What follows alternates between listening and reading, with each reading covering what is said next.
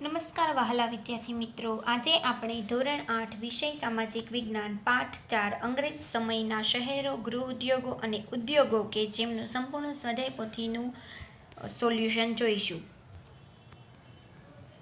પ્રશ્ન 1. નીચે દરેક પ્રશ્નના ઉત્તર માટે આપેલા વિકલ્પોમાંથી સાચો વિકલ્પ શોધી તેનો ક્રમ અક્ષર પ્રશ્નની સામે આપેલા બોક્સમાં લખો. પહેલું, ભારતને કોણે ઇંગ્લેન્ડના ઉદ્યોગો માટે કાચા માલનું સંસ્થાન અને પાકા માલનું વિશાળ બજાર બનાવી દીધું? ડી. ઈસ્ટ ઇન્ડિયા કંપનીએ. બીજું, અંગ્રેજ શાસન દરમિયાન નીચેના પૈકી કયા શહેરનો વિકાસ નવા શહેર તરીકે થયો હતો? બી. દિલ્હીનો.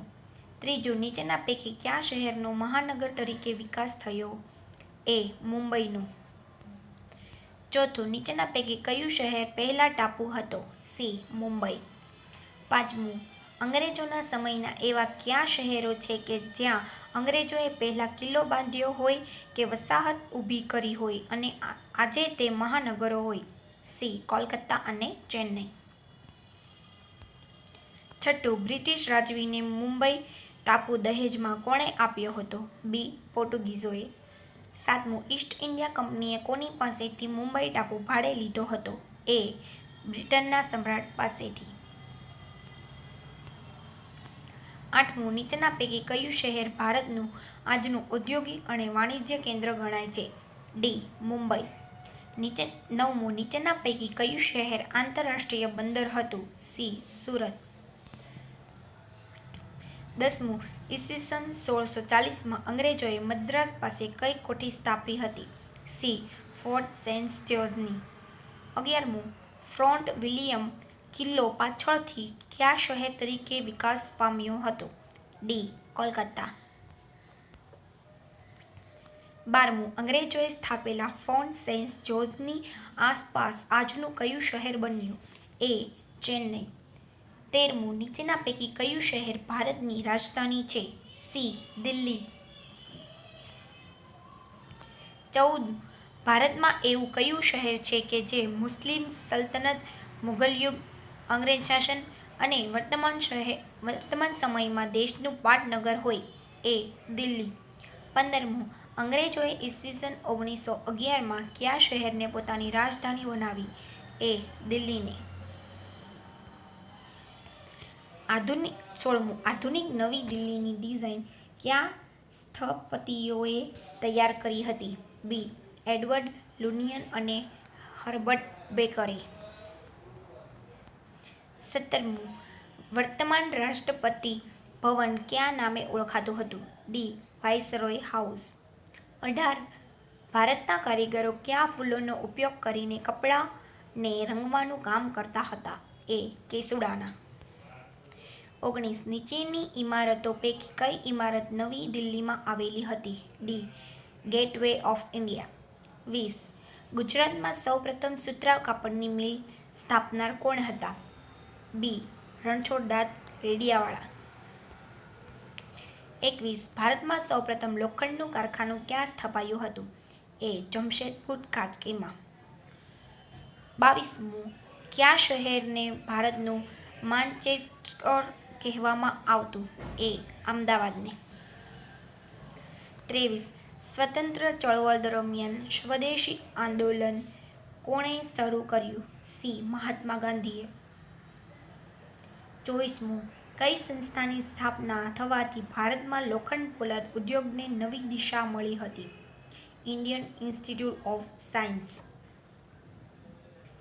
25, કેટલાક અંગ્રેજ સુધારવાદીઓ કોને આધુનિક ભારતના નિર્માતા કહે છે? સી. લોર્ડ ડેલહાઉસીને. 26, ભારતમાં ઈસવીસન 1853માં કયા સ્થળો વચ્ચે રેલમાર્ગની શરૂઆત થઈ હતી? સી. મુંબઈ અને નાસિક વચ્ચે. પ્રશ્ન 2, યોગ્ય શબ્દો વડે નીચેના વિધાનોની ખાલી જગ્યા પૂરો. પહેલું, ભારતના ગૃહ ઉદ્યોગ અને ખેતીની દુર્દશા થતાં ભારતમાં ખાલી જગ્યાઓ પડી ભાંગ્યા. તો એમાં આન્સર આવશે ગામડાઓ. બીજું, અંગ્રેજોના શાસનકાળમાં ભારતમાં નવા ખાલી જગ્યાનો ઝડપી વિકાસ થયો. તો એમાં આન્સર આવશે શહેરો. ત્રીજું, બ્રિટનના સમ્રાટ ખાલી જગ્યાના લગ્ન પોર્ટુગીઝ રાજકુમારી સાથે થયા હતા, જ્યોર્જ બીજા. ચોથું, આજનું ખાલી જગ્યા શહેર ભારતનું ઔદ્યોગિક અને વાણિજ્ય કેન્દ્ર છે, મુંબઈ. પાંચમું, ખાલી જગ્યા યુગમાં સુરત શહેર પશ્ચિમ ભારતનું મહત્વનું વાણિજ્ય કેન્દ્ર હતું, મુગલ. છઠ્ઠું, ખાલી જગ્યા શહેરનો ઇતિહાસ વૈવિધ્યપૂર્ણ, રસિક અને રોમાંચ હતો, સુરત. સાતમું, મુગલ યુગ દરમિયાન સુરત શહેરનું વસ્ત્ર પર થતું ખાલી જગ્યા ખૂબ પ્રખ્યાત હતું, જરીકામ. આઠમું, અંગ્રેજોએ ભારતના પૂર્વ કિનારે ખાલી જગ્યામાં કોઠી મથકની સ્થાપના કરી હતી, મચીલીપટ્ટનમ. નવમું, ખાલી જગ્યા શહેર ભારતની રાજધાની છે, દિલ્હી. 10મું, અંગ્રેજ શાસન દરમિયાન નવી દિલ્હીનું નિર્માણ ખાલી જગ્યા પહાડી વિસ્તારમાં શરૂ થયું હતું, રાયસીન. 11, નવી દિલ્હીના નિર્માતા લગભગ ખાલી જગ્યા વર્ષ લાગ્યા હતા, 20. 12મું, ઇંગ્લેન્ડમાં થયેલી ખાલી જગ્યા ક્રાંતિને કારણે ભારતમાં ગૃહ ઉદ્યોગો પડી ભાંગ્યા, ભૌગોલિક. 13મું, ગૃહ ઉદ્યોગોને કારણે ભારતની ખાલી જગ્યા મજબૂત હતી, ગ્રામ્ય અર્થવ્યવસ્થા. 14, ભારતમાં ઔદ્યોગિક ક્રાંતિની શરૂઆત સૌપ્રથમ ખાલી જગ્યા ઉદ્યોગમાં થઈ હતી, કાપડ. 15, ભારતમાં લોર્ડ ખાલી જગ્યાના સમયમાં ટપાલની વ્યવસ્થા શરૂ થઈ હતી, ડેલહાઉસી. પ્રશ્ન 3, નીચેના વિધાનોમાંથી ખરાના વિધાનો સામે ખરાની અને ખોટા વિધાનો સામે ખોટાની નિશાની કરો. પહેલું, ભારતની સાંસ્કૃતિક સમૃદ્ધિ છેક 18મી સદી સુધી યથાવત રહી, ખોટું. બીજું, બ્રિટનના સમ્રાટ જેમ્સ લુઈ બીજાના લગ્ન પોર્ટુગીઝ રાજકુમારી સાથે થયા હતા, ખોટું. ત્રીજું, પોર્ટુગીઝોએ બ્રિટિશ રાજવીને મુંબઈ ટાપુ દહેજમાં આપ્યો હતો, ખરું. ચોથું, મુંબઈ એક માનવસર્જિત બંદર અને મહાનગર છે, ખોટું. પાંચમું, સુરતનો ઇતિહાસ વૈવિધ્યપૂર્ણ, રસિક અને રોમાંચક છે, ખરું. છઠ્ઠું, મહારાઠા યુગમાં સુરત પશ્ચિમ ભારતનું મહત્વનું વાણિજ્ય કેન્દ્ર છે, ખોટું. અંગ્રેજોએ સ્થાપેલી ફોર્ટ વિલિયમ નામની વસાહત પાછળથી ચેન્નઈ શહેર તરીકે વિકાસ પામી, ખોટું. આઠમું, એક સમયે દિલ્હી મુસ્લિમ સલ્તનત અને મુઘલ શાસનમાં રાજધાનીનું નગર હતું, ખરું. અંગ્રેજો મુંબઈને તેમની ઓળખનું આધુનિક નગર બનાવવા માંગતા હતા, ખોટું. 10મું, અંગ્રેજોએ જૂની દિલ્હીથી ઉત્તરે આવેલા રાયસીન પહાડી વિસ્તારમાં નવી દિલ્હીનું નિર્માણ કરાવ્યું હતું, ખોટું. 11, નવી દિલ્હીના નિર્માતા લગભગ 20 વર્ષ લાગ્યા હતા, ખરું. 12મું, ભારતમાં સૌપ્રથમ કાપડ મિલ ઈસવીસન 1854માં અમદાવાદમાં શરૂ થઈ હતી, ખોટું. બેંગલુરુમાં ઇન્ડિયન ઇન્સ્ટિટ્યૂટ ઓફ કોમર્સ નામની સંસ્થાની સ્થાપના થવાથી લોખંડ પોલાદ ઉદ્યોગની નવી દિશા મળે, ખોટું. પ્રશ્ન 4, બંધ બેસતા જોડકા જોડો. ઉત્તરના ખાનામાં વિભાગ બીનો ક્રમાંક લખો. વિભાગ અ, વિભાગ બ, ઉત્તર. પહેલું, લોખંડ પોલાદના ઉદ્યોગ, તો એમાં જવાબ આવશે જમશેદપુર. બીજું, કાપડ ઉદ્યોગ, તો એમાં આવશે અમદાવાદ. ત્રીજું, ફોર્ટ સેન્ટ જ્યોર્જ, તો એમાં જવાબ આવશે ચેન્નઈ. ચોથું, ફોર્ટ વિલિયમ, તો એમાં જવાબ આવશે કોલકાતા. વિભાગ અ, વિભાગ બ, ઉત્તર. પહેલું, ઇંગ્લેન્ડની ઔદ્યોગિક ક્રાંતિ, તો એમાં જવાબ આવશે ભારતની ગૃહ ઉદ્યોગની પડતી. બીજું, ભારતની સૌપ્રથમ કાપડ મિલ, તો એમાં જવાબ આવશે મુંબઈ. ત્રીજું, ભારતનું માન્ચેસ્ટર, તો એમાં જવાબ આવશે ઈસવીસન 1858. ચોથું, ગુજરાતમાં સૌપ્રથમ કાપડ મિલની સ્થાપના, તો એમાં જવાબ આવશે ઈસવીસન 1861. વિભાગ અ, બ અને ઉત્તર. પહેલું, સાક્ષી, તો એમાં જવાબ આવશે લોખંડ પોલાદનું પહેલું કારખાનું. બીજું, બેંગલુરુ, તો એમાં જવાબ આવશે ઇન્ડિયન ઇન્સ્ટિટ્યૂટ ઓફ સાયન્સ. ત્રીજું, આધુનિક ભારતનો સર્જક, તો એમાં આન્સર આવશે લોર્ડ ડેલહાઉસી. ચોથું, ઈસવીસન 1853, તો એમાં જવાબ આવશે ભારતમાં સૌપ્રથમ રેલવે માર્ગ. પ્રશ્ન 5. નીચેના પ્રશ્નોના ઉત્તર 1-2 વાક્યમાં લખો. પહેલું, કેવા ભારતને કોણે કંગાળ બનાવી દીધું? ઉત્તર, ગૃહ ઉદ્યોગો, હુનર ઉદ્યોગો અને વેપાર વાણિજ્યમાં વિકાસશીલ ભારતને ઈસ્ટ ઇન્ડિયા કંપનીએ તેના 100 વર્ષના શાસનકાળમાં કંગાળ બનાવી દીધું.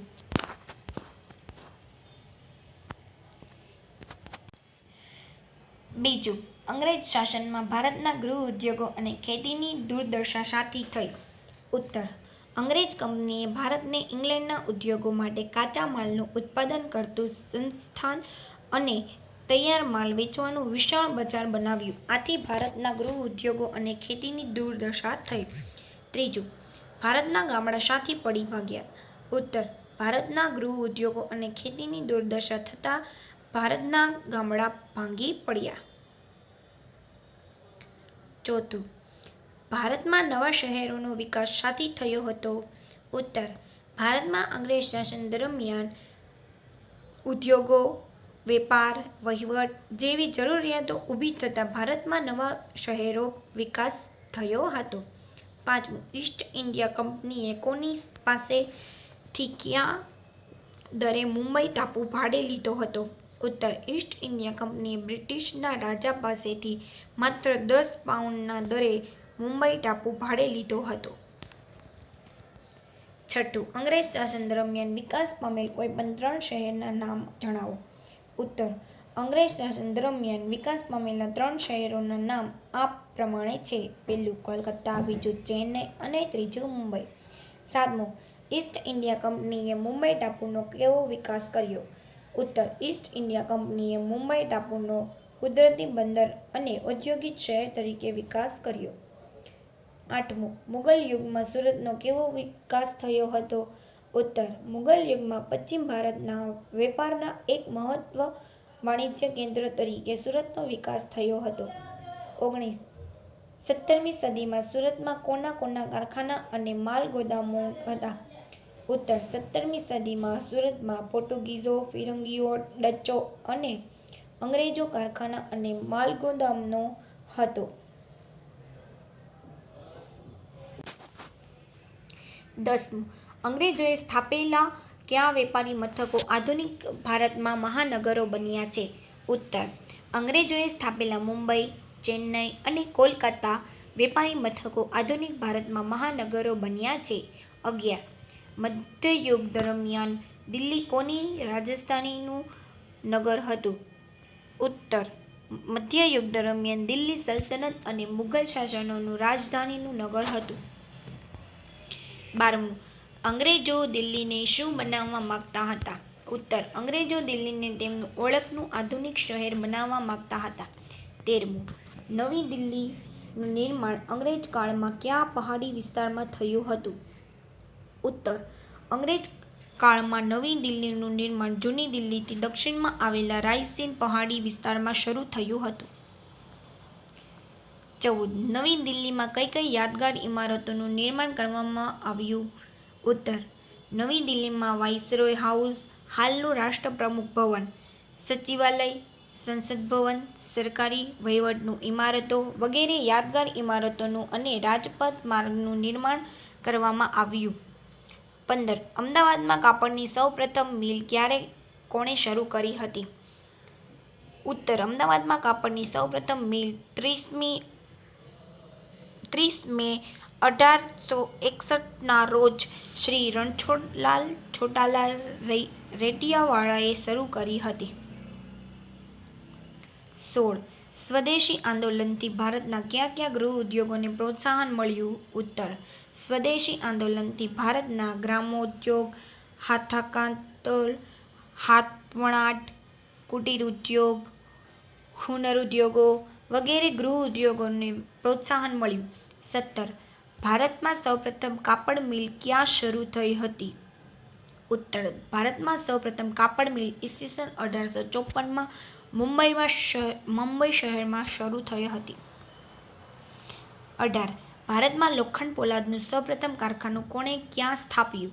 ઉત્તર, ભારતમાં લોખંડ પોલાદનું સૌપ્રથમ કારખાનું જમશેદથી તાતાશ્રી સાયશ્રી હાલનું જમશેદપુર ખાતે સ્થાપ્યું. 19. ભારતમાં સૌપ્રથમ રેલવે લાઇન ક્યારે અને ક્યાં શરૂ થઈ હતી? ઉત્તર. ભારતમાં સૌપ્રથમ રેલવે લાઇન 16 એપ્રિલ 1853માં મુંબઈ અને થાણા વચ્ચેથી શરૂ થઈ હતી. 20.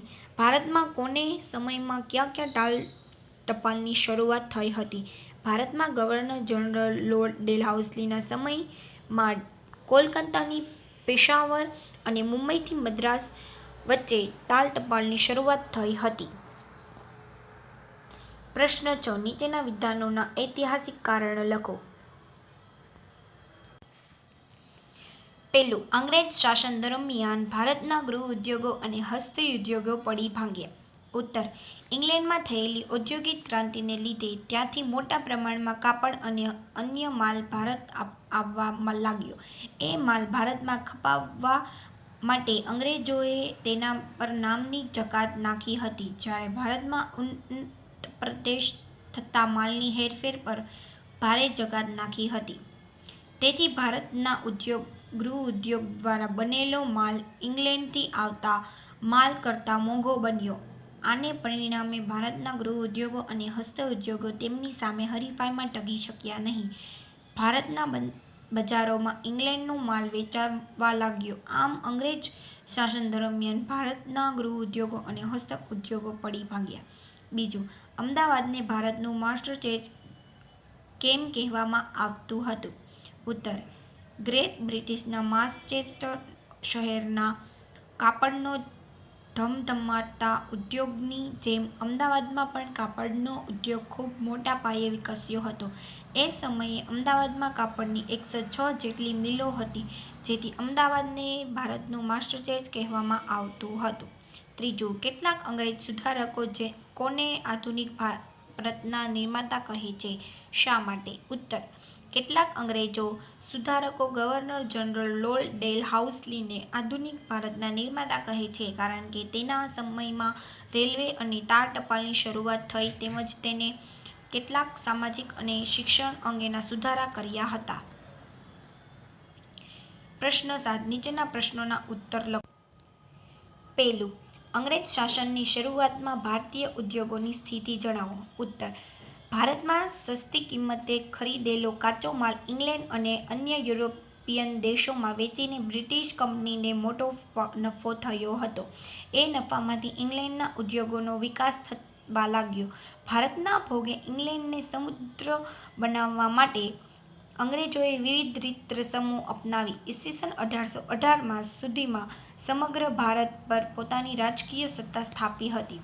ઔદ્યોગિક ક્રાંતિને લીધે ઇંગ્લેન્ડમાં વિકસેલા ઉદ્યોગો માટે અંગ્રેજોએ ભારતને કાચા માલનું સંસ્થાન અને તૈયાર માલનું વેચાણ માટેનું વિશાળ બજાર બનાવી દીધું. પરિણામે અંગ્રેજ શાસનની શરૂઆત થતાં ભારતના સૂતરા કાપડ, રેશમી કાપડ, શિલ્પ અને ધાતુની વસ્તુઓ, ગરમ મરી-મસાલા વગેરે પરંપરા ઉદ્યોગો પડી ભાંગ્યા. અંગ્રેજોની આર્થિક શોષણ નીતિ અને ભેદભાવભરી જકાત નીતિને કારણે ભારતના ગૃહ ઉદ્યોગો અને વેપાર ધંધા પડી ભાંગ્યા. ભારતનો વેપાર અંગ્રેજોના હાથમાં ચાલતો હતો. એક સમયનો ગૃહ ઉદ્યોગ અને હસ્તઉદ્યોગની ધમધમાતું સમૃદ્ધ ભારત અંગ્રેજોના શાસનમાં ગરીબી, બેકારી અને ભૂખમરાથી ઘેરાઈ ગયું. બીજું. પ્રથમ વિશ્વયુદ્ધ પછી ભારતના લોખંડ પોલાદ ઉદ્યોગના વિકાસ વિશે જણાવો. ઉત્તર. પ્રથમ વિશ્વયુદ્ધ દરમિયાન ઉત્પાદનોની જરૂરિયાત વધતા ભારતમાં ઔદ્યોગિક વિકાસને વેગ મળ્યો. ઈ. સ. 1911માં જમશેદપુર તાતાએ ઝારખંડ રાજ્યમાં સુવર્ણરેખા અને ખરકઈ નદીઓના સંગ્રહ નજીક સાક્ષી હાલનું જમશેદપુરમાં લોખંડ પોલાદનું સૌપ્રથમ કારખાનું સ્થાપ્યું. આ કારખાનાની સ્થાપના થતાં જ ભારતમાં લોખંડ પોલાદના કારખાના શરૂ થયા.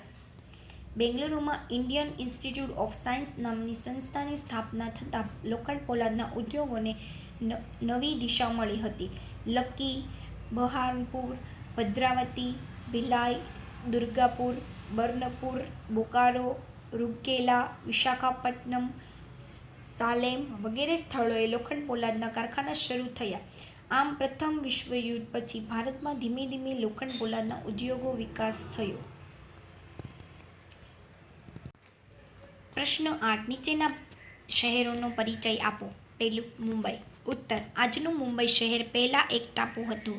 બ્રિટનના સમ્રાટ ચાર્લ્સ બીજાના લગ્ન પોર્ટુગીઝ રાજકુમારી સાથે થયા હતા. એ સમયે પોર્ટુગલના શાસકે બ્રિટનના સમ્રાટને મુંબઈ ટાપુ દહેજમાં આપ્યો હતો. ઈસ્ટ ઇન્ડિયા કંપનીએ બ્રિટિશના સમ્રાટ પાસેથી મુંબઈ ટાપુ 10 પાઉન્ડના નજીવા દરે ભાડે લીધો હતો. ઈસ્ટ ઇન્ડિયા કંપનીએ મુંબઈ ટાપુનો એક પ્રાકૃતિક બંદર અને શહેર તરીકે વિકાસ કર્યો, જે આજનું ભારતનું સૌથી મોટું ઔદ્યોગિક અને વાણિજ્ય કેન્દ્ર છે. મુંબઈ ભારતની આર્થિક રાજધાની પણ ગણાય છે. તે વર્તમાનમાં મહારાષ્ટ્ર રાજ્યની રાજધાનીનું શહેર છે. બીજું, સુરત. સુરતનો ઇતિહાસ વૈવિધ્યપૂર્ણ, રસિક અને રોમાંચક છે. ઈસવીસન 1573માં મુઘલ બાદશાહ અકબરે સુરત જીત્યું હતું. મુઘલ યુગમાં સુરત પશ્ચિમ ભારતનું વેપાર ધંધાનું મહત્વનું વાણિજ્ય કેન્દ્ર હતું. તે એક આંતરરાષ્ટ્રીય બંદર હતું. અહીં બધા જ ધર્મમાં અને જાતિમાં લોકો હળીમળીને રહેતા હતા. એ સમયે સુરત વસ્ત્રો પર થતા જરીકામ માટે ખૂબ જ પ્રખ્યાત હતું. 17મી સદીમાં અંગ્રેજોએ સૌપ્રથમ સુરતમાં મોટી મથક સ્થાપી હતી. એ સમયે સુરતમાં અંગ્રેજો, પોર્ટુગીઝો, ડચો વગેરે યુરોપિયન કંપનીના કારખાનાઓ અને માલ ગોદામો હતા. આજે પણ સુરત એક મહત્વનું ઔદ્યોગિક અને વાણિજ્ય કેન્દ્ર છે. અહીં હીરા ઉદ્યોગો અને સાડીઓ બનાવવાનો ઉદ્યોગ ખૂબ મોટા પાયે વિકસ્યો છે. થેન્ક યુ વહાલા વિદ્યાર્થીઓ.